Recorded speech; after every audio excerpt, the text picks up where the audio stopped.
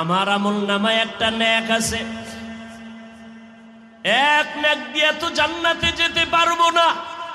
আমার জীবনের সব গুনাহ গুনাহ গুনাহ, তবে একটা নেক, ওই একটা নেক দ্বারা জান্নাত পাওয়া যাবে না। তবে তুমি যেহেতু একটা নেকের অভাবে বসে আছো, আমি তোমাকে সেই একটা নেক দিতে চাই, অন্তত তুমি জান্নাতে যাও। আমি খুশি হব, কারণ আমি এই বিপদের সময় আমার একটা ভাইয়ের উপকার করতে পেরেছি। রহমতের নবী বলেন, ভালো মানুষকে খায়রুন নাস মাইয়ানফাউন নাস, ওই ব্যক্তি তো ভালো যার দ্বারা অন্যের উপকার হবে, কোনো ক্ষতি হবে না। এই সময় তোমার মাও তোমারে সহযোগিতা করে না, বাবাও করে না, ভাই বোন করে না। আমি যেহেতু একটা নেকের দ্বারা জান্নাত পাবো না, আমার সব গুনাহ গুনাহ গুনাহ, তবে আমি একটা নেক যেহেতু আমার আছে, তোমারও একটা নেকের বড় অভাব, আমি আল্লাহর মোহাব্বতে ওই নেকটা তোমাকে দিয়ে দিলাম। আমার দিলটা এতটুকু শান্ত যে আমার একটা ভাইকে আমি উপকার করতে পেরেছি, এটাই আমার তৃপ্তি। বান্দা খুশি হইয়া ওই একটা নেক নিয়ে আমার মালিকের আদালতে হাজির। আল্লাহ, তুমি দয়া করেছো, একটা নেক আমি পাই না, তবে পেয়ে গেলাম, তুমি আমারে জান্নাত দাও। আল্লাহ তো সব জানেন। আল্লাহ বলেন, নেকটা কি তোর মা দিছে? কয় না। বাবা দিছে নি? কয় না। তোমার সন্তান দিছে নি? কয় না। কে দিছে বলো? বলে আমার এক ভাই, তার সব গুনাহ গুনাহ, আমলনামায় কোনো নেক নাই, গুনাহ, তবে একটা নেক ছিল, সেই নেকটা আমাকে দিয়েছে। আল্লাহ বলবে, তারে আমার আদালতে হাজির করে দাও। এই বিপদের সময় কে তোমাকে একটা নেক দিয়া সহযোগিতা করেছে, আমার আদালতে হাজির করো। আল্লাহ পাকের অর্ডারে ওই আল্লাহর বান্দাকে আল্লাহর আদালতে হাজির করা হবে। আল্লাহ বলবেন, এই বান্দা, তুই এই ব্যক্তিকে নেক দিয়েছ কেন? এর মা, এর বাবা, এর আত্মীয় সন্তানেরা কেউ এই মুসিবতের সময় একটা নেক দেয় না, দিবে দূরের কথা, এ যে বাবা সন্তান স্বীকারই করে না। নেক দেওয়া তো পরের কথা, এই ব্যক্তি যে একজন মহিলার স্বামী, মহিলা স্বীকারই করে না, নেক তো পরে দিবে। তোমার এই লোকটা তেমন কোনো আত্মীয় না, তোমার ভাইও না, তুমি কিভাবে তারে একটা নেক দিছো? ওই বান্দা বলবে, হে দয়ার মালিক, জাহান্নামের গরম বড় কঠিন ভয়ঙ্কর, সহ্য করা যায় না রে আল্লাহ। তবে আমার জীবনের একটা নেক আমল, আমি তো এই একটা নেক দিয়া জান্নাত পাবো না। এ কারণে আমি চিন্তা করলাম, আমার ভাইকে যদি একটু উপকার করে, এই নেক আমি দেওয়ার কারণে সে যদি একটু জান্নাতে যায়, জাহান্নাম থেকে বাঁচলো, বিপদ থেকে বাঁচাইতে পারলাম। আমার একটা নেকের দ্বারা আমার একটা ভাই যদি বিপদ থেকে বেঁচে যায়, আমার এটা তৃপ্তি, আর কিছু না, একটু সহযোগিতা করলাম। আল্লাহ তাআলা বলবেন, ফেরেশতা, একটা বান্দা তার ভাইকে যদি একটা নেক দিয়ে বিপদের সময় সহযোগিতা করে, আমি আল্লাহ তো এর থেকেও বড় দয়াময়, আমি আল্লাহ তো রহিম, আমি আল্লাহর এত দয়া, এত মায়া, আমি আল্লাহ পাক ওই একটা নেক দেনেওয়ালা বান্দাকেও এই দয়ার কারণে তাকেও জান্নাত দিয়ে দিলাম। আতিনা ফি দারে দুনিয়া না হাসান, আতিনা ফি দারে উকবা না হাসান, ইয়া গিয়াসাল মুস্তাগীসিন ইহদিনা লিফতিখারা বিল উলুমে ওয়াল গিনা, হর গরি দে নে কো তু তৈয়ার यारो है जो न मांगे उससे तू बेजारो है व अम्मा मन खौफ मकाम रब्बिही व नहन नफ्स अनिल हवा फ़इन्नल जन्नत हियल मअवा। আল্লাহ তাআলা বলেন আমার আদালতে দাঁড়াইয়া হিসাব দেওয়ার ভয়ে যারা দুনিয়াতে এই গুনাহ থেকে নিজেরে বাঁচায় রাখবে আমি আল্লাহ তাকে বিনা হিসাবে জান্নাত দিয়ে দিব। দুনিয়াতে থাকিয়া গুনাহ থেকে বাঁচার উপায় জীবনের ভাগ দুইটা, একটা আমার পেছনে চলে গেল, সামনে আর একটা আমার হায়াত কতদিন আছে জানা নাই। তবে পিছনের জীবনে গুনাহ অনেক করে ফেলেছি, সামনের জীবনেও গুনাহ হতে পারে। এই দুই লাইনের গুনাহ থেকে কিভাবে বাঁচবো? পিছনের গুনাহ থেকে বাঁচার জন্য একটা মেডিসিন লাগবে, সামনের গুনাহ থেকে ভালো পবিত্র থাকার জন্য আর একটা মেডিসিন লাগবে। পিছনের যেই মেডিসিনটা গুনাহ করে ফেলেছি, হাতের গুনাহ, চোখের গুনাহ, জবানের গুনাহ, অন্তরের গুনাহ, এইভাবে যত গুনাহ করে ফেলেছি, আল্লাহর হক নষ্ট করে, বান্দার হক নষ্ট করে, যত অন্যায় করেছি, পেছনের গুনাহ থেকে পবিত্রতা অর্জনের জন্য একটা মেডিসিনের প্রয়োজন। ওই মেডিসিনটা না থাকলে পেছনের গুনাহ থেকে আমার ক্ষমা হবে না। সামনের জীবনে যেন আমার চলার পথে কোনো গুনাহ না হয়, ওই গুনাহ থেকে বাঁচার জন্য আর একটা মেডিসিন লাগবে। এই দোনোটা মেডিসিন অর্জন করার একমাত্র জায়গা হলো আল্লাহওয়ালাদের নেক নজর।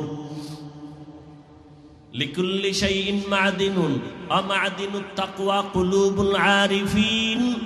ভালো ভালো জিনিস রাখার গোডাউন আছে, তাকওয়ার গোডাউন হলো একমাত্র আল্লাহর প্রিয় বান্দা যারা আরিফিন, আল্লাহকে চিনেন, আহলুল্লাহ যাদের বলা হয়, তাদের নেক নজর লাগাও।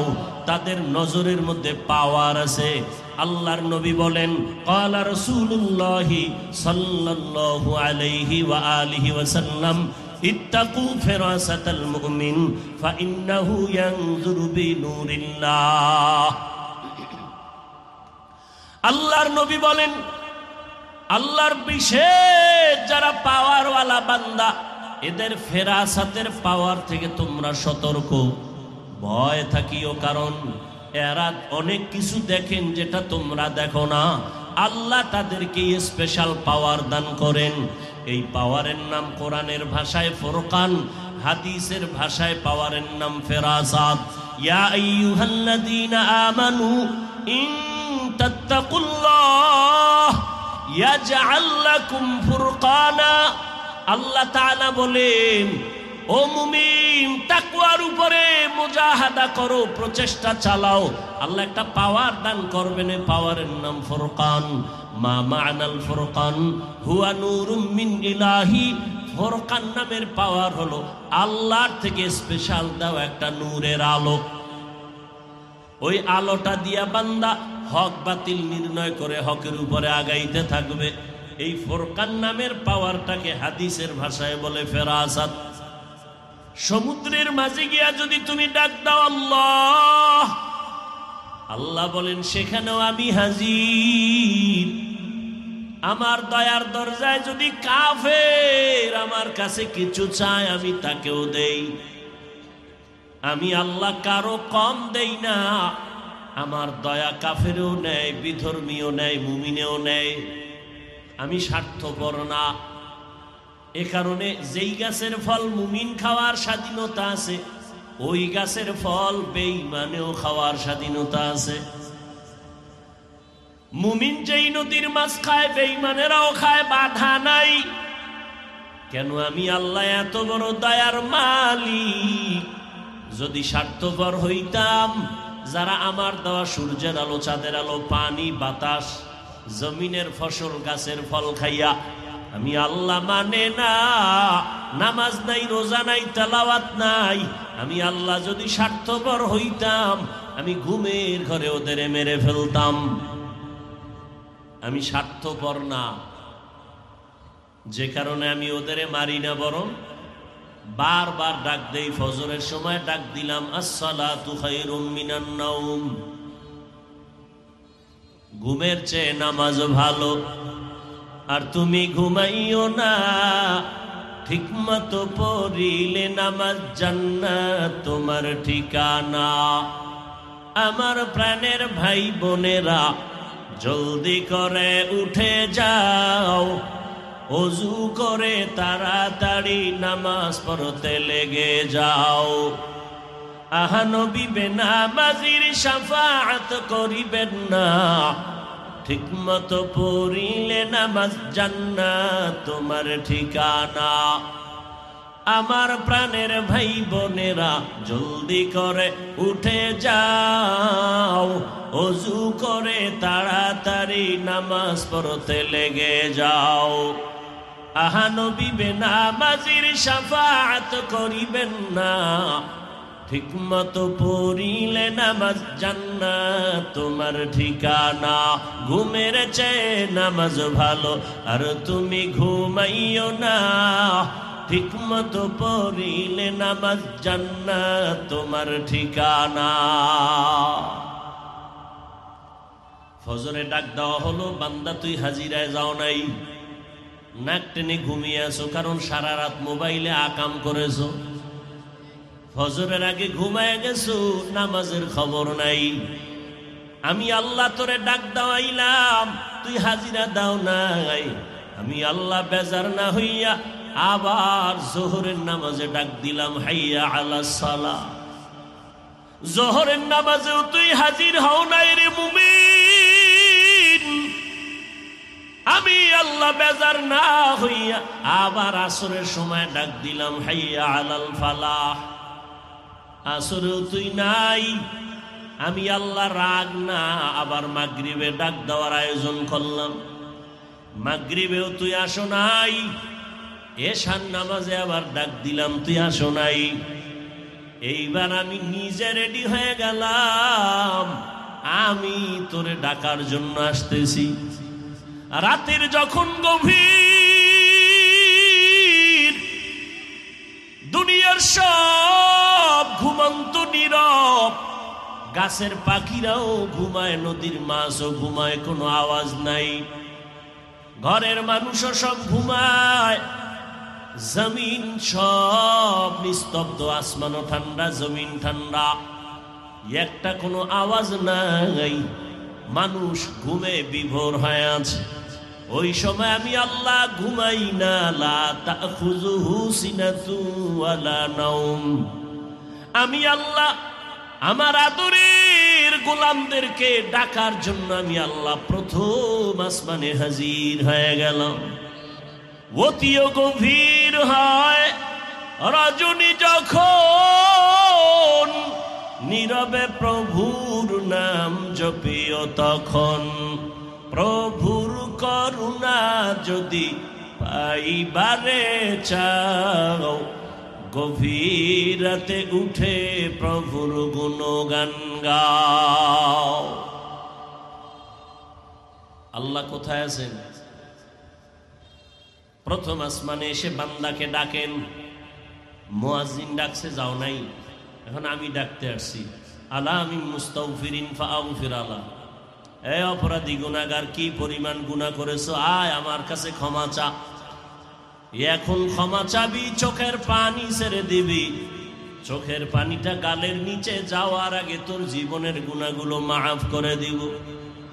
আতিনা ফি দারে দুনিয়া না হাসান, আতিনা ফি দারে উকবা না হাসান, ইয়া গিয়াসাল মুস্তাগীসিন ইহদিনা লিফতিখারা बिलउलूमे वलगिना। हर घड़ी देने को तू तैयार है, जो न मांगे उससे तू बेजार है। আমি আল্লাহ গভীর রাত্রে ডাক দিলাম, আলামিন মুস্তারজিকিন ফারজুকা। কার টাকা পয়সা লাগবে, রিজিক লাগবে, বল, আমি আল্লাহ দেওয়ার জন্য আসছি।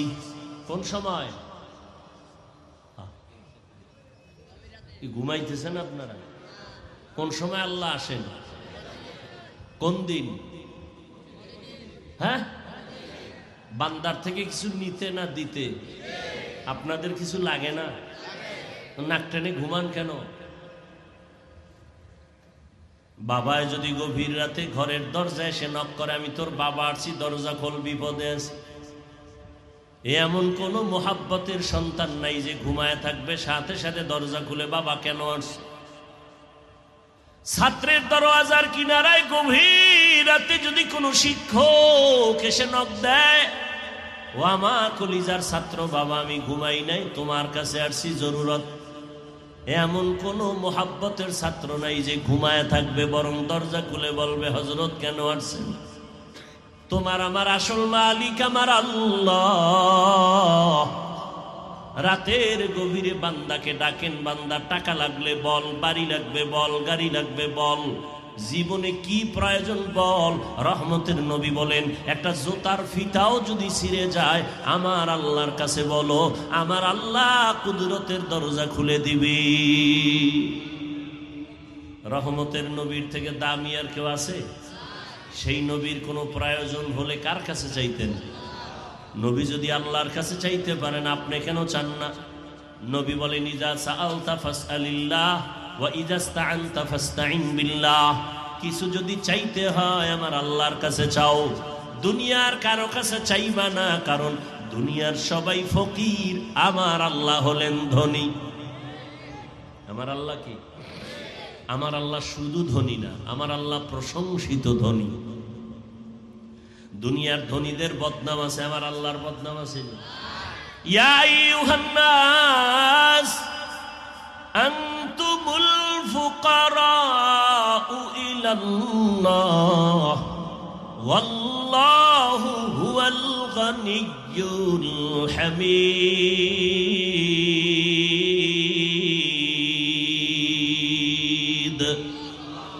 गर तवक्कुल मी कुनी हर सुबह शाम, मेरा सानद रिज़्क़ तू अज़ला मकाम जुज़्बा हक़ ची ज़े मखाद इंसुजा फज़ले उआ मस्ते दर जुमला जहां। এতক্ষণ আলোচনায় কি বুঝলেন? আমার আল্লাহ ভয়ঙ্কর না দয়ালু? দয়ালুরে কেউ ভয় করে না, ভয়ঙ্করের ভয় করে। আল্লাহ যেহেতু দয়ালু, তো আল্লাহকে কেন ভয় করব? অথচ আল্লাহ শুধু ভয় না, নবীরও আল্লাহ বলে, নবী আপনি আমাকে ভয় করেন। ইয়া আইয়ুহান নাবিয়্যুত্তাকিল্লাহ ওয়ালা তুতি'ল কাফিরিনা ওয়াল মুনাফিকিন। হে নবী আপনি আমাকে ভয় করেন, কাফের মুনাফিকের অনুসরণ করবেন না। নবীকেও আমার আল্লাহ বলেন আমাকে ভয় করো, নারীদেরও বলেন আমাকে ভয় করো, দুনিয়ার সব মানুষেরও আল্লাহ বলেন ভয় করো। ইয়া আইয়ুহান নাসুত্তাকু রাব্বাকুম, ও দুনিয়ার মানুষ তোমাদের রবের ভয় করো। দুনিয়ার সব মানুষকে বললেন, বেঈমানকেও বললেন, মুমিনেরও বললেন। ইয়া আইয়ুহাল্লাযীনা আমানুত্তাকুল্লাহা ওয়া কুলু কাওলান সাদীদা। বারবার আল্লাহ মুমিনকে বলেন ভয় কর, ভয় কর। আল্লাহ বারবার কেন ভয় করতে বলেছেন? অথচ আল্লাহ হলেন দয়ালু, আল্লাহ তো ভয়ঙ্কর না। আল্লাহ কেমন দয়ালু, যার কোনো তুলনা নাই।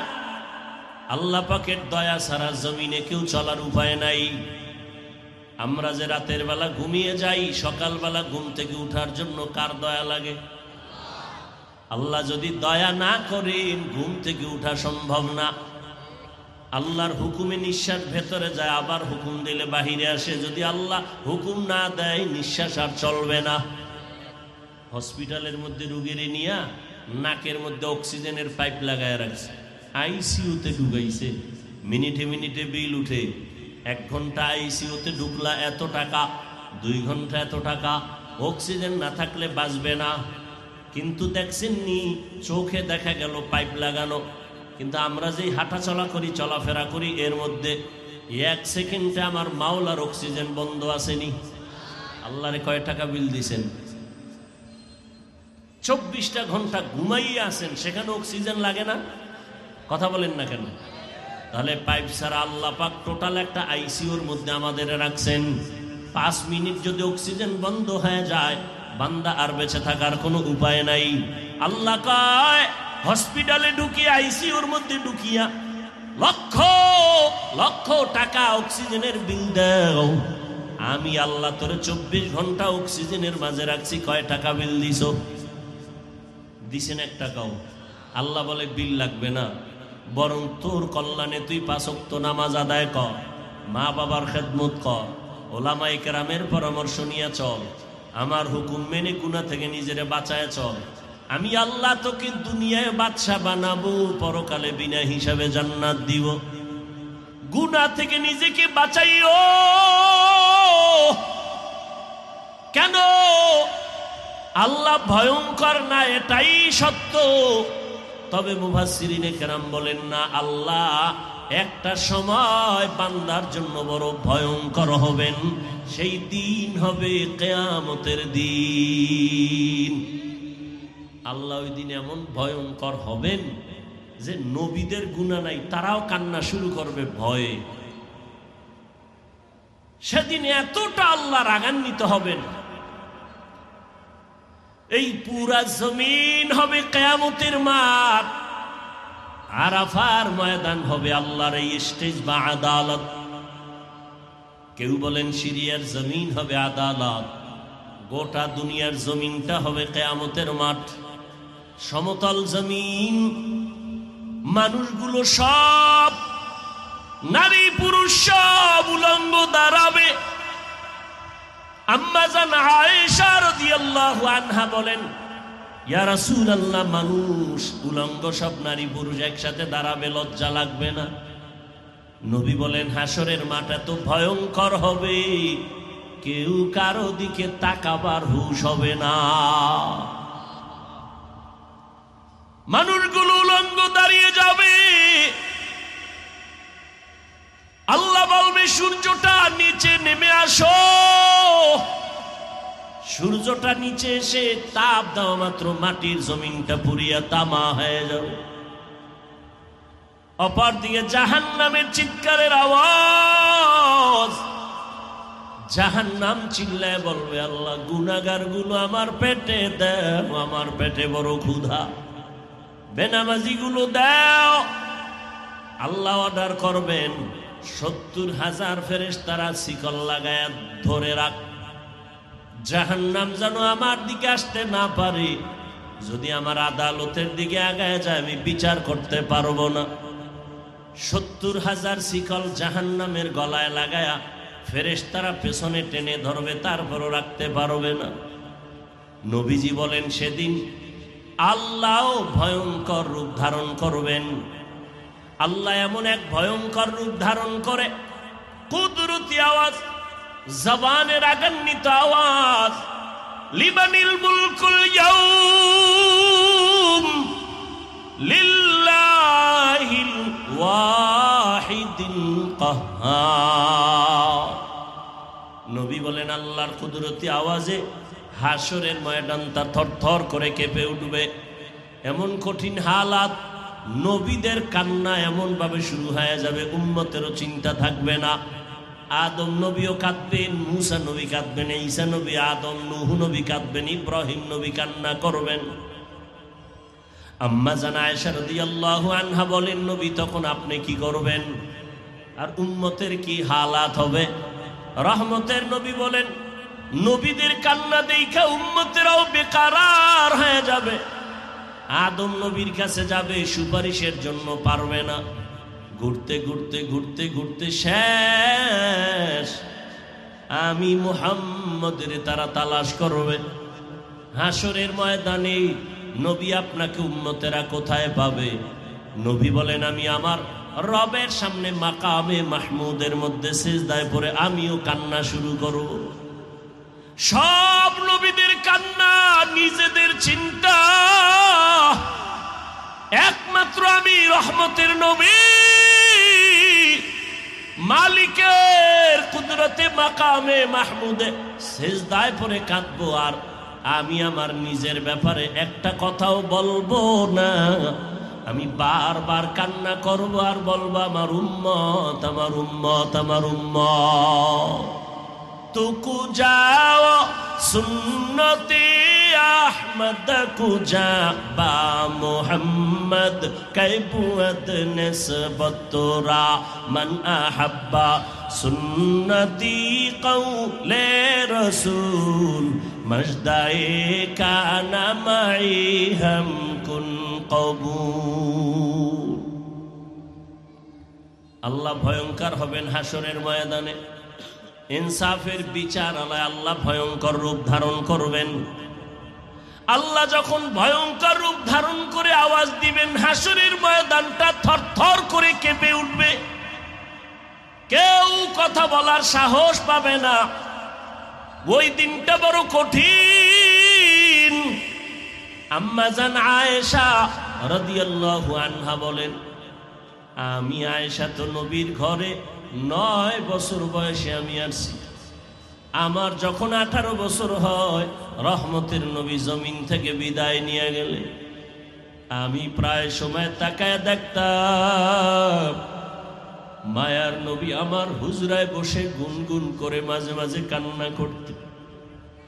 আমি ভয় পেয়ে যাইতাম আমার মায়ার নবী কেন কাঁদে,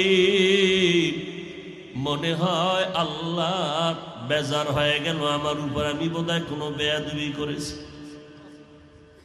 আম্মা জান আয়েশা বলেন, মাঝে মাঝে আমি রহমতের নবীর কাছে গিয়ে আদবের সাথে বলতাম, নবী আপনি কেন কাঁদেন, আমি আয়েশা কোনো বেয়াদবি করেছি নাকি?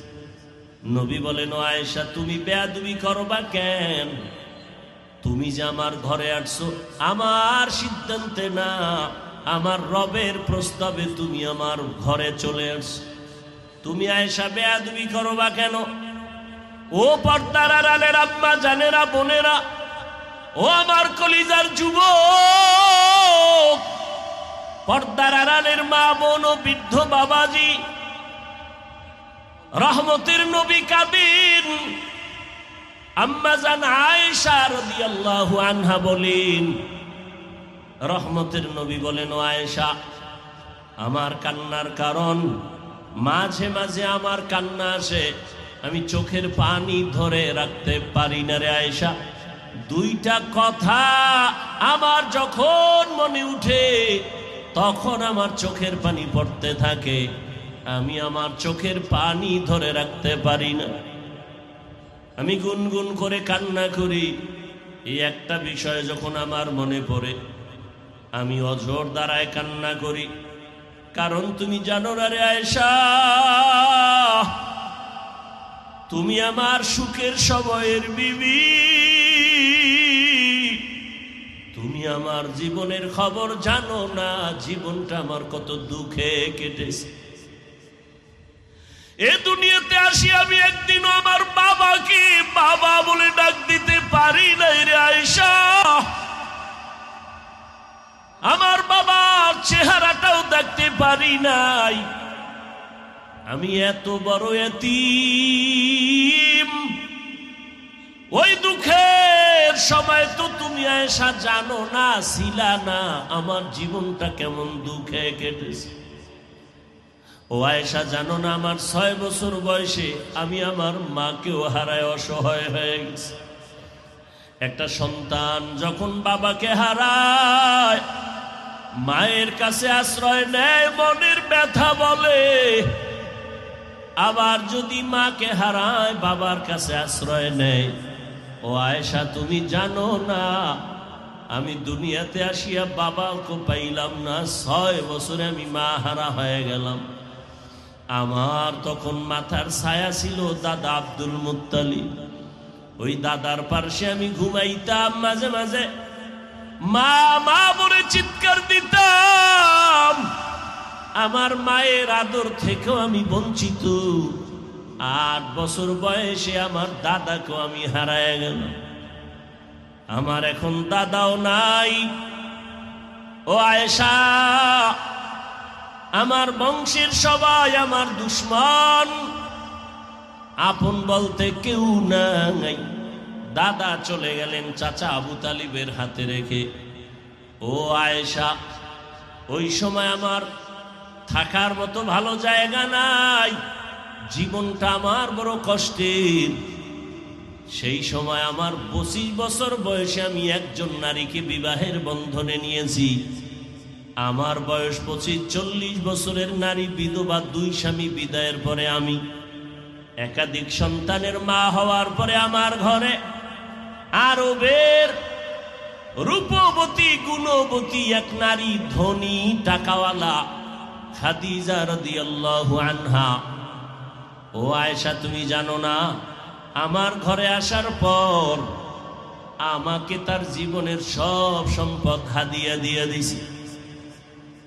আমি দিনের দাওয়াত দিতে যাইতাম, রাতের গভীর ঘরের কিনারায় এসে সালাম দিতাম, সাথে সাথে দরওয়াজা খুলে যেত। আমি মাঝে মাঝে আশ্চর্য হয়ে যেতাম, প্রশ্ন করতাম, হে খাদিজা, আপনি কি ঘুমান না? খাদিজা চোখের পানি ছেড়ে কান্না করতেন। ও মায়ার নবী, আপনি বড় ইয়াতীম, আপনার বাবা নাই, মাও নাই। আমি খাদিজা যদি ঘুমায় যাই, আপনার চারদিকে দুশ্মন ঘরের দরজায় এসে যদি দাঁড়ায় কষ্ট পান, আল্লাহ আমার উপরে বেজার হয়ে যাবে। এ কারণে আমি বিছানায় পিঠ লাগায় ঘুমাই না, রহমতের নবীর অপেক্ষায় আমি ঘরের দরওয়াজায় অপেক্ষা করি। ও আয়েশা, আমি হেরা পাহাড়ের গুহায় গিয়ে সেখানে আল্লাহর ধ্যানে সময় কাটাইতাম। 1 সপ্তাহ 2 সপ্তাহ পর্যন্ত আসতাম না, 1 সপ্তাহের নাস্তা নিয়ে যাইতাম। যখন আমি আসি না, রাস্তা নাই, সিঁড়ি নাই, এত উঁচু পাহাড়। আমার খাদিজা নিজে মহিলা মানুষ হেঁটে হেঁটে গিয়া পাহাড় বেয়ে উপরে উঠে আমাকে নাস্তার ব্যবস্থা করে দিয়ে আসতো। ও আয়েশা, ওই খাদিজার কথা আমার মনে পড়লে চোখের পানি ধরে রাখতে পারি না। আমার বংশের লোকেরা আমাকে 3টা বছর পর্যন্ত শিয়াবে আবু তালিবের মধ্যে গৃহবন্দী করে রাখছে। একটু পানি নাই, খানা নাই, আমি গাছের পাতা চাবায়া চাবায়া পেটের ক্ষুধা নিবারণ করেছি। খাদিজার উপরে কোনো ঝামেলা নাই, কিন্তু খাদিজা আমার মহব্বতে ঘর সারিয়া আমার সাথে এসে গাছের পাতা চাবাইয়া চাবাইয়া খেয়ে পেটের ক্ষুধা নিবারণ করেছে। আমার মহব্বতে আমার কষ্টকে তিনি ভাগাভাগি করে নিয়েছে। ও আয়েশা, ওই খাদিজার কথা মনে পড়লে আমি চোখের পানি ধরে রাখতে পারি না। যখনই মনে আসে আমার চোখ বেয়ে পানির ফোঁটা পড়ে। তায়েফের ময়দানে গেলাম দাওয়াতের জন্য। তায়েফের বেঈমান কাফির ছোট ছোট বাচ্চাদের লেলিয়ে দিয়েছে। মক্কার পাগল আসে পাথর মেরে তাড়ায় দাও। ওই বাচ্চাগুলো পাথরগুলো বৃষ্টির মতো মারে, আর আমার শরীরে পড়িয়া রক্ত ঝরতে ঝরতে আমার পায়ের জুতা আটকায় গেছে। আমার শরীরে মশা মাছি পড়ে না, হারাম। আমার চোখ বেয়ে পানি পড়ে আর রক্তর ফোঁটা পড়ে। কাফেরের সন্তানেরা পাথর মারে, আমি কিচ্ছু বলি না। জিব্রাইল আমিন এসে বলেন, হে পয়গম্বর, এখন অর্ডার করবেন তায়েফের মানুষগুলো সব ধ্বংস করে দিব। আমি রহমতের নবী জিব্রাইল আমিনকে বলছি, খবরদার তায়েফের মানুষকে মারবা না, ওরা আমাকে চিনে না। যদি ওরা চিনতো, ওরা জানতো আমি ইয়াতীম। ওরা যদি জানতো আমি অসহায়, ওরা যদি জানতো আমি জুলুম করার জন্য আসি নাই, তাহলে ওরা আমাকে মারতো না। একদিন বুঝে আসবে, চিনবে, সেদিন দিনের বড় উপকার হবে। ও এলাকার মুসলমান বাবারা, আল্লাহ তাআলার পয়গম্বর খাদিজাতুল কুবরা রাদিয়াল্লাহু আনহার জন্য এত পরিমাণ কান্না করেছেন।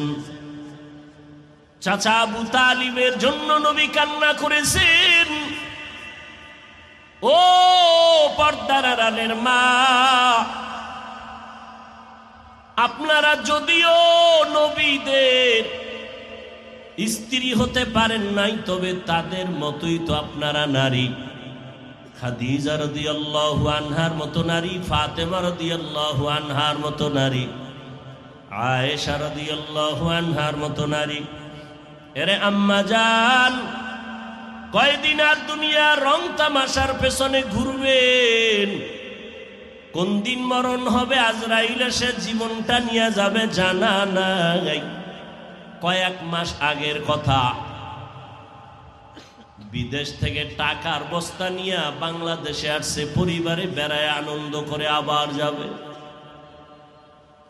এয়ারপোর্টে তার পরিবারের সবাই হাজির। গাড়িতে উঠিয়া বাড়ির দিকে রওনা।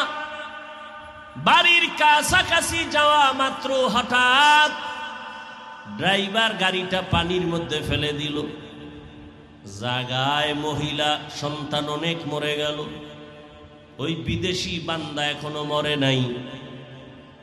মিডিয়ার সামনে চোখের পানি ছেড়ে কান্না করে। জীবনে মানুষ বিবাহ করে খেয়ে না খেয়ে পরিবার নিয়ে থাকার একটা আনন্দ আছে, আমি তাও পাই নাই। টাকার তাগিদে বিদেশ চলে গেলাম। আজ আমি টাকা অলংকার নিয়ে আসছি, কিন্তু আমি বাড়ি যাওয়ার আগে আমার কপাল কেন এত খারাপ। বাড়ির কাছাকাছি এসে আমার নিজের হাতের উপরে কলিজার সন্তানটা মরে গেল, আমার স্ত্রীও মরে গেল। আমি এখন ঘরে যাইয়া কি করব? কে আমাকে আনন্দ দিবে? আমার কলিজার সন্তানটাও চলে গেল। আমার বিবিও পত্নিয়া 5 ওয়াক্ত নামাজ পড়েন। আপনার মতো কত মা এখনো আছে বেপরদায় চলে না, মোবাইলে সময় নষ্ট করে না, নামাজ ছাড়ে না। এরে আম্মা জানেরা, দুনিয়াতে আল্লাহ সন্তান দান করেছেন। একটা সন্তানকে আপনার খাঁটি আদর্শবান বানায় যান। ডাক্তার, ইঞ্জিনিয়ার, প্রফেসর বানাবেন, বাধা নাই। সন্তানটাকে আদবওয়ালা, আদর্শওয়ালা, নবীর আশেক বানায় যান। ডাক্তার হইয়াও যদি বান্দা কোরআন পড়নেওয়ালা হয়, জীবনটা ধন্য। ও আমার যুবক বাবা, কয়দিন দুনিয়ার এই বাহাদুরি, চোখের সামনে লাশ আর লাশ। এমন কোনো দিন নাই পানির নিচে, গাড়ির নিচে যুবকের লাশ নাই, ঘুমের বিছানায় লাশ নাই। কয়দিন আর বাঁচবা? এখনো কি তওবা করে দিনের পথে আসবা না? মনে আশা পূরণ করার জন্য কত গুনার পেছনে দৌড়াইলা, নামাজ ছাড়লা, দাড়ি কাটলা, বেপরদায় চললা, মা বাবার সাথে কত বেয়াদবি করেছো। এখনো সময় আছে, তওবা করো। তোমার মতো কত যুবক জেনারেল লাইনে থাকিয়াও নামাজ ছাড়ে না, মা বাবার কথা শুনে চলে, ওলামায়ে কেরামের শ্রদ্ধা করে চলে। তুমি ডাক্তার হও, ইঞ্জিনিয়ার হও, প্রফেসর হও, তবে বেয়াদব হইও না, মা বাবার দোয়া নিয়ে চলিও। কারণ আল্লাহর কসম, মা বাবার চোখের পানি আর দোয়া ছাড়া জীবনে কোনো সন্তানের সফলতার দরজা খুলবে না। তুমি জানো না যে মা বাবার কত কষ্ট আর মেহনত, যে কারণে তুমি আজকে মানুষ। ওই মা বাবার চোখের পানি আর দোয়ার কারণে তুমি টাকার মালিক, বাড়ি গাড়ির মালিক, সম্মানের মালিক। আজকে অনেকের মা দুনিয়ায় নাই। ওই মা বাবা তোমার আমার জন্য এত চোখের পানি ফেলেছেন। ওই মা বাবার জন্য তুমি কি এক ফোঁটা চোখের পানি ফেলে দোয়া করতে পারো না? রহমতের নবী চোখের পানি ফেলে দোয়া করেন, মা বাবার জন্য কান্না করেন। রহমতের নবীও যদি কাঁদেন, তোমার আমার কপাল কেন খারাপ যে চোখে পানি আসবে না রে বাবা? চোখের পানি ছাড়া দুনিয়ার সফলতা নাই, আখিরাতেরও সফলতা আসবে না। আল্লাহ তাআলা বলেন, আমার আদালত বড় ভয়ঙ্কর। ওই ভয় অন্তরে জমা করিয়া দুনিয়াতে গুনাহ ছেড়ে তওবা করো, আল্লাহর কাছে কান্না করো, গুনাহ থেকে ক্ষমা চাও। চোখ দুইটা বন্ধ করলে দেখা যাবে আমার মতো গুনাহগারের জমিনে কেউ নাই। গুনাহের কারণে হাত না পাক, চোখ না পাক, জিহ্বা না পাক, অন্তর না পাক। আল্লাহর দরবারে ক্ষমা চাও, নামাজি হয়ে যাও, আল্লাহর কাছে সিজদা দিয়া কান্না করো। আল্লাহ বলেন বান্দা যখন কান্না করবে চোখের পানি ছাড়িয়া, গালের নিচে চোখের পানি যাওয়ার আগে আমি আল্লাহ তার জীবনের সব গুনাহ মাফ করে দিব। ভাইরা আমার, আল্লাহর নবী বলেন ও আয়েশা, দুই কথা মনে পড়লে আমার বেশি কান্নার আওয়াজ। এখনো খাদিজার কথা মনে পড়লে কান্না করি। আর একটা বিষয় হলো, আল্লাহ যেই দিকে ইঙ্গিত করে বলছেন আমাকে ভয় করো, আমার আদালতের ভয়, গুনাহ ছাড়ো, ওই আদালতের কথা যখন আমার মনে পড়ে আমি চোখের পানি ধরে রাখতে পারি না। আমি রহমতের নবী কান্না করি, হাসরের ময়দান আমার উম্মতের কি উপায় হবে?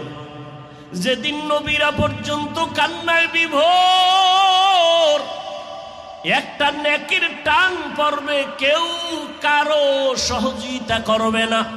হাদিসে পাকে নবী বলেন এক আল্লাহর বান্দা হাসরের ময়দানে সব বান্দার আমল নামা ওজন দিতে গিয়া মাত্র একটা নেকের টান, আল্লাহ বলবে একটা নেক তোমার আমল নামায় চলে আসলে তুমি জান্নাত পেয়ে যাইবা।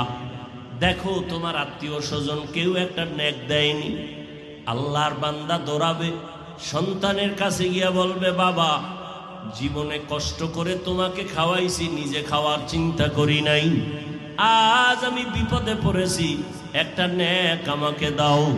সন্তান বলবে আমার বাবা ছিল ঠিক, তবে তুমি আমার বাবা আমি বিশ্বাস করি না।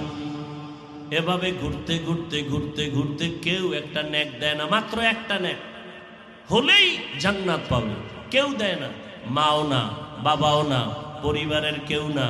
এখন নিরুপায়, চোখে পানি, কান্না করতেছে, কই পাবো একটা নেক? এক নেক হলে আমি জান্নাত পাবো। আল্লাহর বান্দা নিরুপায় হইয়া কান্না করে করে এখন যা আল্লাহর আদালতে যাবে, হঠাৎ করে দেখে পার্শ্বে একজন বুড়া মানুষ বসে বসে কান্না করে। জিজ্ঞাসা করে বাবা তুমিও কাঁদো কেন? এই কাঁদো কেন? আমি কাঁদি একটা নেক পাইলে আমি জান্নাতে যাব, না আমার কপাল খারাপ, আমার বাচ্চা সন্তান পরিবার কেউ আমাকে নেক দেয় না। ওই লোকটা কান্দে আর কয় ভাই তুমি কাঁদো কেন? কয় আমার জীবনে কোনো নেক নাই, গুনাহ গুনাহ গুনাহ, আমি কাঁদি জাহান্নামের ভয়। তবে আমার আমল নামায় একটা নেক আছে, এক নেক দিয়ে তো জান্নাতে যেতে পারবো না, আমার জীবনের সব গুনাহ গুনাহ গুনাহ, তবে একটা নেক, ওই একটা নেক দ্বারা জান্নাত পাওয়া যাবে না। তবে তুমি যেহেতু একটা নেকের অভাবে বসে আছো, আমি তোমাকে সেই একটা নেক দিতে চাই, অন্তত তুমি জান্নাতে যাও, আমি খুশি হব। কারণ আমি এই বিপদের সময় আমার একটা ভাইয়ের উপকার করতে পেরেছি।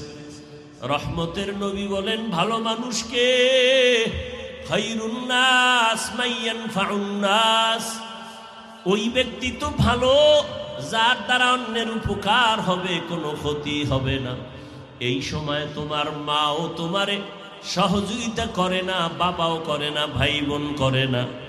আমি যেহেতু একটা নেকের দ্বারা জান্নাত পাবো না, আমার সব গুনাহ গুনাহ গুনাহ, তবে আমি একটা নেক যেহেতু আমার আছে, তোমারও একটা নেকের বড় অভাব, আমি আল্লাহর মোহাব্বতে ওই নেকটা তোমাকে দিয়ে দিলাম।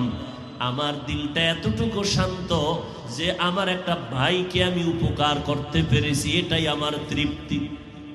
বান্দা খুশি হইয়া ও একটা নেক নিয়ে আমার মালিকের আদালতে হাজির।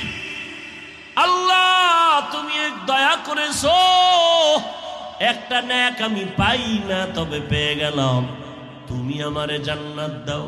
আল্লাহ তো সব জানেন। আল্লাহ বলেন নেকটা কি তোর মা দিছে? কয় না। বাবা দিছে নি? কয় না। তোমার সন্তান দিছে নি? কয় না। কে দিছে বলো? বলে আমার এক ভাই, তার সব গুনাহ আমল নামায় কোনো নেক নাই, গুনাহ। তবে একটা নেক ছিল, সেই নেকটা আমাকে দিয়েছে। আল্লাহ বলবে তারে আমার আদালতে হাজির করে দাও। এই বিপদের সময় কে তোমাকে একটা নেক দিয়া সহযোগিতা করেছে? আমার আদালতে হাজির করো। আল্লাহ পাকের অর্ডারে ওই আল্লাহর বান্দাকে আল্লাহর আদালতে হাজির করা হবে। আল্লাহ বলবেন এই বান্দা, তুই এই ব্যক্তিকে নেক দিয়েছ কেন? এর মা, এর বাবা, এর আত্মীয় সন্তানেরা কেউ এই মুসিবতের সময় একটা নেক দেয় না। দিবে দূরের কথা, এ যে বাবা সন্তান স্বীকারই করে না। নেক দেওয়া তো পরের কথা, এই ব্যক্তি যে একজন মহিলার স্বামী, মহিলা স্বীকারই করে না, নেক তো পরে দিবে। তোমার এই লোকটা তেমন কোনো আত্মীয় না, তোমার ভাইও না, তুমি কিভাবে তারে একটা নেক দিছো? ওই বান্দা বলবে হে দয়ার মালিক, জাহান্নামের গরম বড় কঠিন ভয়ঙ্কর, সহ্য করা যায় না রে আল্লাহ। তবে আমার জীবনের একটা নেক আমল, আমি তো এই একটা নেক দিয়া জান্নাত পাবো না। এ কারণে আমি চিন্তা করলাম আমার ভাইকে যদি একটু উপকার করে, এই নেক আমি দেওয়ার কারণে সে যদি একটু জান্নাতে যায়, জাহান্নাম থেকে বাঁচলো, বিপদ থেকে বাঁচাইতে পারলাম। আমার একটা নেকের দ্বারা আমার একটা ভাই যদি বিপদ থেকে বেঁচে যায়, আমার এটা তৃপ্তি, আর কিছু না, একটু সহযোগিতা করলাম। আল্লাহ তাআলা বলবেন ফেরেশতা, একটা বান্দা তার ভাইকে যদি একটা নেক দিয়ে বিপদের সময় সহযোগিতা করে, আমি আল্লাহ তো এর থেকেও বড় দয়াময়, আমি আল্লাহ তো রহিম, আমি আল্লাহর এত দয়া, এত মায়া, আমি আল্লাহ পাক ওই একটা নেক দেনেওয়ালা বান্দাকেও এই দয়ার কারণে তাকেও জান্নাত দিয়ে দিলাম। আতিনা ফি দারে দুনিয়া না হাসান, আতিনা ফি দারে উকবা না হাসান, ইয়া গিয়াসাল মুস্তাগীসিন ইহদিনা লিফতিখারা বিল উলুমে ওয়াল গিনা, হর গরি দেনে কো তু তৈয়ার হ্যায়, जो न मांगे उससे तू बेजार है। वअम्मा मन खाफ मकाम रब्बिह वनहा नफ्स अनिल हवा फइन्नल जन्नत हियल मावा। আল্লাহ তাআলা বলেন, আমার আদালতে দাঁড়াইয়া হিসাব দেওয়ার ভয়ে যারা দুনিয়াতে এই গুনাহ থেকে নিজেরে বাঁচায় রাখবে, আমি আল্লাহ তাকে বিনা হিসাবে জান্নাত দিয়ে দিব। দুনিয়াতে থাকিয়া গুনাহ থেকে বাঁচার উপায়, জীবনের ভাগ দুইটা, একটা আমার পেছনে চলে গেল, সামনে আর একটা আমার হায়াত কতদিন আছে জানা নাই। তবে পিছনের জীবনে গুনাহ অনেক করে ফেলেছি, সামনের জীবনেও গুনাহ হতে পারে। এই দুই লাইনের গুনাহ থেকে কিভাবে বাঁচবো? পিছনের গুনাহ থেকে বাঁচার জন্য একটা মেডিসিন লাগবে, সামনের গুনাহ থেকে পবিত্র থাকার জন্য আর একটা মেডিসিন লাগবে। পিছনের যেই মেডিসিনটা গুনাহ করে ফেলেছি, হাতের গুনাহ, চোখের গুনাহ, জবানের গুনাহ, অন্তরের গুনাহ, এইভাবে যত গুনাহ করে ফেলেছি, আল্লাহর হক নষ্ট করে, বান্দার হক নষ্ট করে, যত অন্যায় করেছি, পেছনের গুনাহ থেকে পবিত্রতা অর্জনের জন্য একটা মেডিসিনের প্রয়োজন। ওই মেডিসিনটা না থাকলে পেছনের গুনাহ থেকে আমার ক্ষমা হবে না। সামনের জীবনে যেন আমার চলার পথে কোনো গুনাহ না হয়, ওই গুনার থেকে বাঁচার জন্য আর একটা মেডিসিন লাগবে। এই দোনোটা মেডিসিন অর্জন করার একমাত্র জায়গা হলো আল্লাহওয়ালাদের নেক নজর। লিকুল্লি শাইইন মাদিনুন ওয়া মাদিনুত তাকওয়া কুলুবুল আরিফিন। ভালো ভালো জিনিস রাখার গোডাউন আছে, তাকওয়ার গোডাউন হলো একমাত্র আল্লাহর প্রিয় বান্দা যারা আরেফ, আরিফিন, আল্লাহকে চিনেন, আহলুল্লাহ যাদের বলা হয়, তাদের নেক নজর লাগাও। তাদের নজরের মধ্যে পাওয়ার আছে। আল্লাহর নবী বলেন, ক্বালা রাসূলুল্লাহ সাল্লাল্লাহু আলাইহি ওয়া আলিহি ওয়াসাল্লাম, ইত্তাকু ফিরাসাতাল মুমিন ফাইন্নাহু ইয়ানজুরু বিনুরিল্লাহ। আল্লাহর নবী বলেন, আল্লাহর বিশেষ যারা পাওয়ারওয়ালা বান্দা, এদের ফেরাসাতের পাওয়ার থেকে তোমরা সতর্ক, ভয় থাকিও। কারণ এরা অনেক কিছু দেখেন যেটা তোমরা দেখো না। আল্লাহ তাদেরকে স্পেশাল পাওয়ার দান করেন। এই পাওয়ারের নাম কোরআনের ভাষায় ফুরকান, হাদিসের ভাষায় পাওয়ারের নাম ফেরাসাত। ইয়া আইয়ুহাল্লাযীনা আমানু ইন তাত্তাকুল্লাহ ইয়াজআল লাকুম ফুরকানা। আল্লাহ তাআলা বলেন, ও মুমিন, তাকওয়ার উপরে মুজাহাদা করো, প্রচেষ্টা চালাও, আল্লাহ একটা পাওয়ার দান করবেন। এই পাওয়ারের নাম ফুরকান। মা মা'নাল ফুরকান হুয়া নূরুম মিন ইলাহি। ফুরকান নামের পাওয়ার হলো আল্লাহর থেকে স্পেশাল দেওয়া একটা নূরের আলো। ওই আলোটা দিয়া বান্দা হক বাতিল নির্ণয় করে হকের উপরে আগাইতে থাকবে। এই ফুরকান নামের পাওয়ারটাকে হাদিসের ভাষায় বলে ফেরাসাত। ওসমান রাদিয়াল্লাহু তাআলা আনহু মসজিদে নববীর মধ্যে বয়ান করতেছেন, সাহাবায়ে কেরাম বসা। শেষের দিকে একজন সাহাবী বাজার থেকে গিয়া মজলিসের পেছনে বসলেন। ওসমান এক নজর দেখে আর নজর দেয় নাই। কিছুক্ষণ পরে বলে, এই মজলিসের মধ্যে এমন একজন ব্যক্তি আমাদের মজলিসে বসছেন যার চোখের মধ্যে জেনার আসর দেখা যায়, জেনার আসর। সাহাবী ভয় পেয়ে গেলেন। বাজার থেকে আসলাম, বাজারে হাঁটার সময় একটা বেগানার নজর লাগছে, বেগানা নারী। তো ওসমান রাদিয়াল্লাহু আনহু মসজিদে বসে খবর কিভাবে পেলেন? তো মজলিস শেষ, সাহাবী ওসমান রাদিয়াল্লাহু আনহুর কাছে গেলেন, গিয়ে আস্তে করে বললেন, হযরত, নবুয়তের দরজা খোলা? বলে না তো। কত ওহির দরজা খোলা? কয় না। তা আপনি কিভাবে বললেন সাহাবীর চোখের মধ্যে জেনার নজর লাগানো? ওসমান রাদিয়াল্লাহু তাআলা আনহু বললেন, ও সাহাবী, নবুয়তের দরজা বন্ধ, ওহির দরজা বন্ধ, নবুয়তের দরজা খোলা নাই, তবে ফেরাসাতের দরজা খোলা। ফাইন্নাহু ইয়ানজুরু বিনুরিল্লাহ। আল্লাহ তাদেরকে এমন একটা নূরের পাওয়ার দান করেন, আলো। কেমন আলো? বলে, আমার এই বাতির পাওয়ার 100 পাওয়ারের বাতির আলো একরকম, 1000 পাওয়ারের বাতির আলোতে আরো অনেক দেখা যায়। আল্লাহ তাআলা এই পাওয়ারটা যাকে দান করবেন, সাধারণ মানুষ যা দেখবে না, ওই বান্দা বান্দি তা দেখবেন।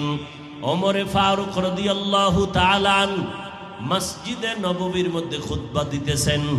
হঠাৎ করে একটা আওয়াজ দিলেন অপ্রাসঙ্গিক, ইয়া সারিয়াতাল জাবাল, ইয়া সারিয়াতাল জাবাল, ইয়া সারিয়াতাল জাবাল। ও সারিয়া, পাহাড় পাহাড় পাহাড়। সারিয়া কই? বলে, মদিনাতুল মুনাওয়ারা থেকে 2000 কিলোমিটার দূরে ইরানে যুদ্ধ করতেছে ইসলামের জন্য। সারিয়াকে জিজ্ঞাসা করা হলো, সারিয়া, ওমরের আওয়াজটা পেয়েছো? সারিয়া বলে, কাছে বসিয়া যেভাবে শোনা যায় ওইভাবেই ওমরের আওয়াজ শুনেছি। এর নাম ফেরাসাত। দুনিয়ার থেকে বান্দা গুনাহ ছাড়ো, পেছনের গুনাহ থেকে বাঁচার জন্য আলাদা একটা মেডিসিন। সামনে যেন গুনাহ না হয় সেখান থেকে বাঁচার জন্য আর একটা মেডিসিন। দোনোটা মেডিসিন অর্জন করার একমাত্র ঠিকানা আল্লাহর প্রিয় বান্দা আহলুল্লাহ যারা, তাদের সোহবত, তাদের নেক নজর। পেছনের গুনাহ থেকে বাঁচার যে মেডিসিন লাগবে ওই মেডিসিনের নাম কান্নাওয়ালা তওবা।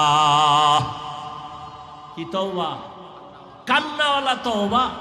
চোরেরে যখন ধরে মানুষ বেতের বাড়ি দেয় সেও তওবা করে আর চুরি করব না, কিন্তু মন থেকে তওবা করে না, ওই তওবা হবে না। তওবা হবে কান্নাওয়ালা তওবা, যে জীবন চলে যাবে ওই গুনাহ আর অপরাধ করব না, হে মালিক তুমি আমাকে মাফ করে দাও। তো পিছনের গুনাহ থেকে বাঁচার জন্য যেই মেডিসিন দরকার সে মেডিসিনের নাম কান্নাওয়ালা তওবা।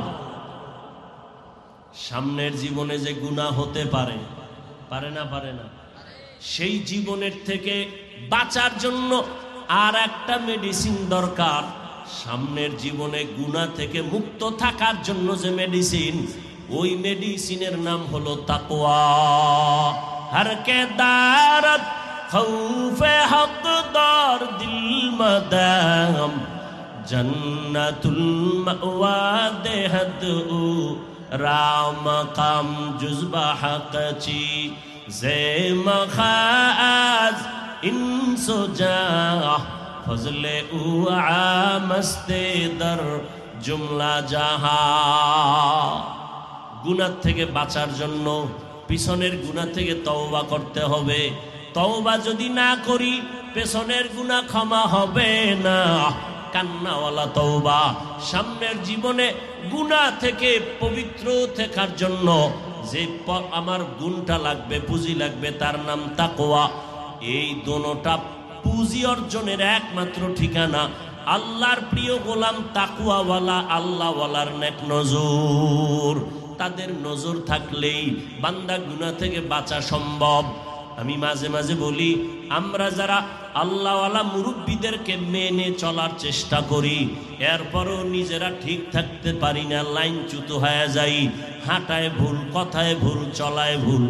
আর যারা কোনো আল্লাহওয়ালাকে মুরব্বী হিসাবে মেনে চলে না, এদের দুনিয়াও বরবাদ, আখিরাতও বরবাদ।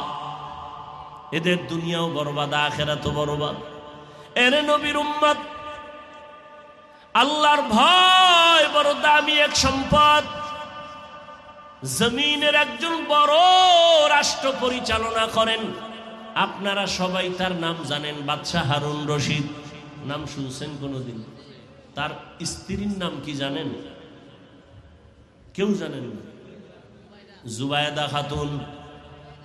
এত বড় রাষ্ট্রের একজন দায়িত্বশীল বাদশাহ হারুন রশিদ একদিকে রাষ্ট্র চালায়, অন্যদিকে আল্লাহর ঘর মসজিদের ইমামতি করে। রাষ্ট্রের ইমাম তো এমনই হওয়া উচিত। ইমাম হবে, রাষ্ট্রেরও কি হবে? ইমাম হবে। তাহলে দেশে শান্তি হবে। কি বলেন? আপনারা যে দ্বিতীয়বার স্বাধীন করে একটা লাভ দেন, যে দ্বিতীয়বার স্বাধীন করেছেন, ফলাফল কি এ বিষয়ে কিঞ্চিত আলোচনা মাগরিবের নামাজের এশার আগে করে গেছেন। স্বাধীন করে যে চিৎকার দিলেন, কি পেয়েছেন? কি যদি আপনার স্বাধীনতা সফল হয়, তাহলে কেন এখনো বাবার সামনে মেয়েকে ধর্ষণ করা হয়? জুলাইয়ের স্বাধীনতার যদি সফল হয়, কেন এখনো স্বামীর সামনে তার স্ত্রীকে ধর্ষণ করা হয়? এখনো কেন পানির মধ্যে লাশ পাওয়া যায়? স্বাধীনতা যদি সফল হয়, এখনো কেন দোকানওয়ালা ব্যবসায়ী কেন নিরাপত্তাহীনতায় ভুগে? বোঝা গেল স্বাধীন সফল হয়নি। সফল স্বাধীনতার জন্য আর একবার যুদ্ধের ময়দানে অবতীর্ণ হতে হবে, এবং সেই স্বাধীন হবে চূড়ান্ত সফলতার স্বাধীন। আর সেই স্বাধীন হবে একমাত্র ইসলামের স্বাধীন। ইসলামের স্বাধীন যতদিন হবে না, ততদিন পর্যন্ত চাপাবাজি চলবে, জমিনে শান্তি আসবে না, কোনদিন আসবে না, আল্লাহর জাতের কসম। কারণ আমি প্রায় সময় উদাহরণ দেই, লঙ্গি চিনেন? লঙ্গি, এই যে লঙ্গি পরেছি, লঙ্গির মধ্যে গোবর লাগার কারণে পাকনা না পা, কথা বলেন না কেন? গোবর চিনেন তো? এখন এই লঙ্গির গোবর পাক করার জন্য ব্যবস্থা লাগবে না? কি লাগবে? বেশিরভাগ পানি। কি লাগবে? এখন অচেনা পথে আপনি পানি তালাশ করতেছেন, কাপড়ের গোবর ধোয়ার জন্য আপনি পাইতেছেন না, আধা ঘন্টা ঘুইরা ঘাম অস্থির হয়ে বসে আছেন। তো একজনে বলে, ভাই তুমি এত পেরেশান কেন? বলে, আমার কাপড়ে গোবর লাগছে, পাক করা দরকার, পানি পাই না। বলে, আরে তুমি পাগল নাকি? তুমি এদিক সেদিক পানি তালাশ করো কেন? তোমার নিজের কাছেই তো স্পেশাল পানি আছে, আছে না নাই? ওই পানির নাম কি? পেশাব। আরে ভাই তুমি এই বুদ্ধিটা আগে আধা ঘন্টা আগে দাও নাই কেন? কইছিল, তুমি যদি আধা ঘন্টা আগে বলতা তো আমার এত মেহনত করতে হতো না।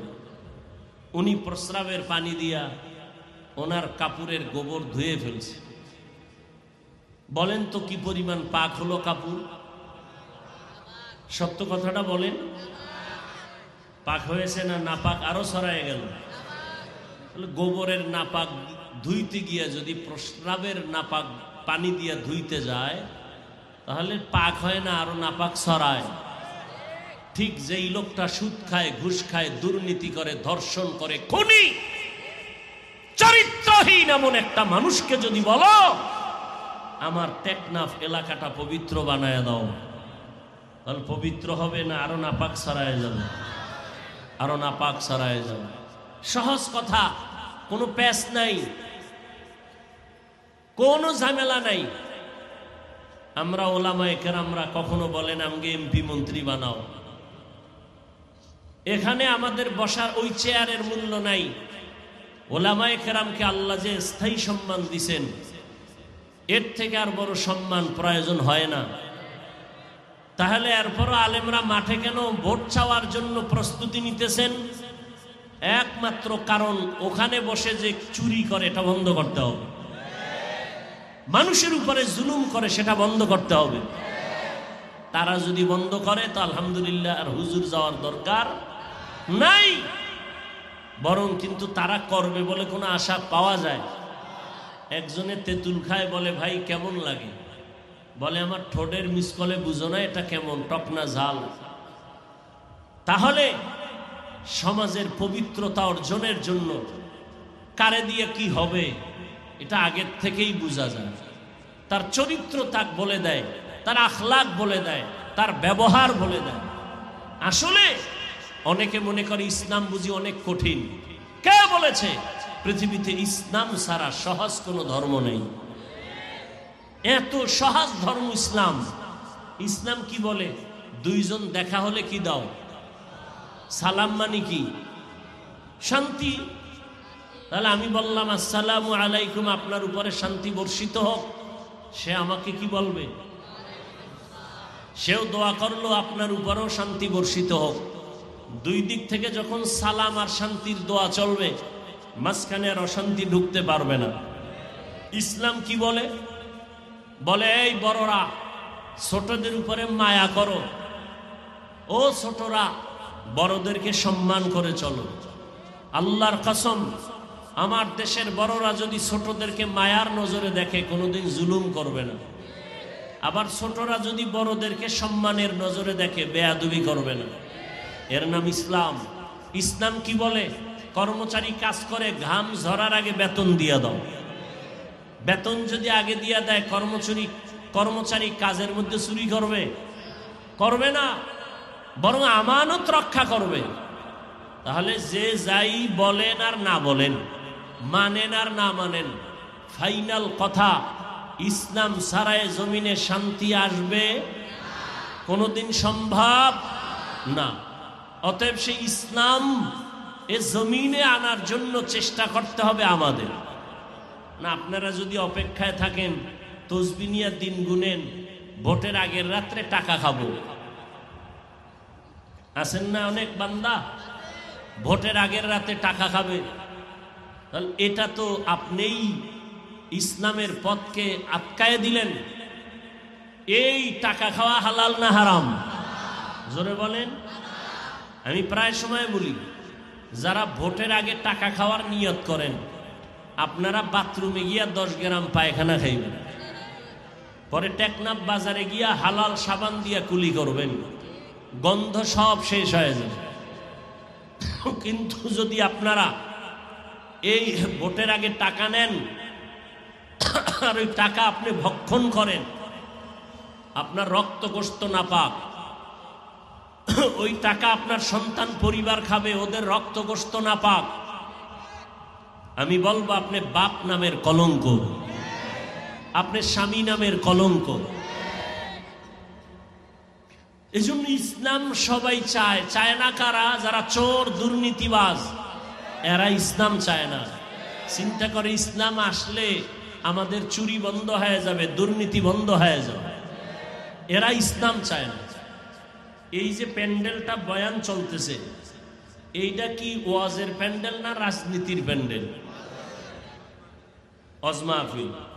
তাহলে এই প্যান্ডেলে রাজনীতির নেতার নাম থাকে কেন? বিভিন্ন জায়গায় তারা বক্তব্য দিয়ে ভোট চায় কেন? তাতে কোনো দোষ নাই। আমরা আল্লাহর কোরআন রসুলের হাদিস দিয়া দেশ নিয়ে কথা বললে এটা দোষ। একজনে বলছে না, আপনার বেলায় কুরু কুরু, আমরা বললে মাকরু। 20 বছর ডাউলের পানি খেয়ে মাদ্রাসায় পড়েছি, 24টা ঘন্টা পড়েছি কি কোরআন হাদিস, কোরআন হাদিস, কোরআন, এর বাইরে কিছু না। কয়টা নক্তা আছে, জের আছে, জবর আছে, অক্ষর আছে, শব্দ আছে, বাক্য আছে। কয়টা নামাজের আয়াত কতটা, রোজার আয়াত আছে কতটা, পরিবার নীতির আয়াত কতটা, অর্থনীতির আয়াত কতটা, সমাজনীতির আয়াত কত, বিধান কি, মাসআলা কি, ফতোয়া কি, সব পড়লাম। আর এখন যদি কোনো সুদখোর এসে বলে হুজুর বয়ানটা এই সিস্টেমে করেন, তাহলে ওর কানের পর্দা গরম করে দিতে হয় না? যে কোরআন হাদিস পড়লাম 20 বছর আর বয়ান শিখতে হবে সুদখোর থেকে। এই সমস্যাগুলো কেন? শিয়ালের হাতে মুরগি আমানত। শিয়ালের হাতে মুরগি রাখলে কয়দিন আমানত থাকবে? শিয়ালের হাতে মুরগি রাখলে যা হয়, মাদ্রাসা মসজিদ আর ধর্মের চাবি সুদখোর, ঘুষখোর, খুনি, ধর্ষকের হাতে রাখলে তাই হবে। আমার এই কথাগুলো যদি আগামী শুক্রবার আপনাদের টেকনাফের কোনো ইমাম সাহেব জুমায় বয়ান করে, কি উপায় হবে বলেন তো? সেদিন মোটামুটি একটা যুদ্ধ শুরু হয়ে যাবে। কমিটি বলবে ইমাম সাহেব 1 মাসের ছুটি। কথা ঠিক নেই? বিষয় কি? শিয়ালের হাতে মুরগি, শিয়ালের হাতে। এজন্য মুরগি আমানত দেওয়ার আগে হিসাব করেন। এখন কিন্তু কলমের দাম নাই, কলমের আঙ্গুলের টিপের দাম। কিসের দাম? এই জন্যই আঙ্গুলের টিপটার মূল্য আছে না নাই? অতএব আপনি যদি আদর্শবান মানুষ হয়ে থাকেন, এই টিপটা দেওয়ার আগে এই হাতটাকে জমজম পানি দিয়ে ধুইবেন। আর ভাববেন এই টিপটা এমন কোনো ব্যক্তিকে দিব না যে আমার টিপের পাওয়ার পায় আমার বোনের উপরে হামলা করবে। আমার আঙ্গুলের টিপ এমন জায়গায় দিব না যে আমার এই আঙ্গুলের টিপের পাওয়ারের ব্যবসার উপরে আগুন লাগায় দিবে। টিপ দেওয়ার আগে ভাবতে থাকেন এমন জায়গায় টিপ দিব যে টিপের পাওয়ারের মাধ্যমে আমার দেশ শান্ত হবে, জনগণ শান্তিতে থাকবে, ইসলাম নিরাপদ থাকবে, মাদ্রাসা মসজিদ আলেম ওলামারা নিরাপদ থাকবে। আল্লাহ বুঝার তৌফিক দান করেন। রাগ করলেন আপনারা? বলে ধর্মের মধ্যে, রাজনীতির মধ্যে ইসলাম টানবেন না। আপনাকে কে বলল ধর্ম আর রাজনীতি আর ইসলাম আলাদা? এই কথা আপনাকে কে বলল? আমাদের রাজনীতি ইসলাম, আমাদের অর্থনীতি মানে ইসলাম। ইসলামের বাইরে অর্থনীতি নাই, ইসলামের বাইরে সমাজনীতি নাই, ইসলামের বাইরে রাষ্ট্রনীতি নাই। সব কিছুর মাঝে আমাদের ইসলাম। কেমন মিলানো? আমি বলি সূর্যের সাথে আলো যেমন মিলানো, ফুলের সাথে ঘ্রাণ যেমন মিলানো। ফুল থেকে ঘ্রাণ সরিয়ে গেলে যেমন ফুল থাকে না, রাজনীতির থেকে ইসলাম আলাদা হলে ওটা রাজনীতি থাকে না, দুর্নীতি আর পেটনীতি হয়ে যায়। হ্যাঁ, আপনি রাজনীতি করেন না সেটা ভিন্ন।